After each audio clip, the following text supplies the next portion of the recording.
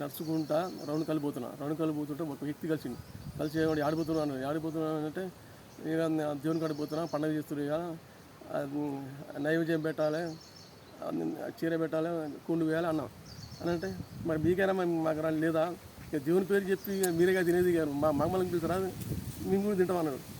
అది మేము తినేది దేవుడు తినకుండా మేము తింటారా? దేవుడు తినకుండా దేవుడే పక్కా దేవుడు తింటాడు. దేవుడు తినకుండా ఏది జరగదు, ఇది కాదు. అయితే నీకు అర్థం కావాలంటే నేను చెప్తా. కాబట్టి ఇప్పుడు మనిషి ఏమనుకుంటాడు తినేటప్పుడు, కూరలు కానీ మటన్ కానీ ఏదైనా తినేటప్పుడు నేనే తింటున్నాను అనుకుంటాడు. కానీ వేరే వాళ్ళు తింటారు, నేనే తింటారు, మొత్తం ఏది తిన్నా నేనే తింటాను అనుకుంటాడు. అంతవరకే మనిషి పని. అది దేవుని పని ఏంది? మొత్తం తినేది దేవుని పని అనేది. దేవుడు తిన్నట్టు తెలియదు, మనిషి తిన్నట్టే తెలుస్తుంది. అయితే మనిషి శాతం ఎంత, దేవుని శాతం ఎంత? మనిషి శాతం 1, దేవుని శాతం 99%. ఆ రెండు ఉల్టా ఎట్టయినాయి. 1% ఉన్నదేమో 99% ఉంది, 99% ఉన్నది 1% ఇది. అది రెండు కలిసి చేస్తారు. అన్నీ ఇద్దరు కలిసి చేస్తారు. కానీ దేవుడు తినేది తెలియదు, మనిషి తినేది తెలుస్తుంది. అంతే తేడా. నెంబర్ 1 ఇదొక్కటి గుర్తుపెట్టుకోండి.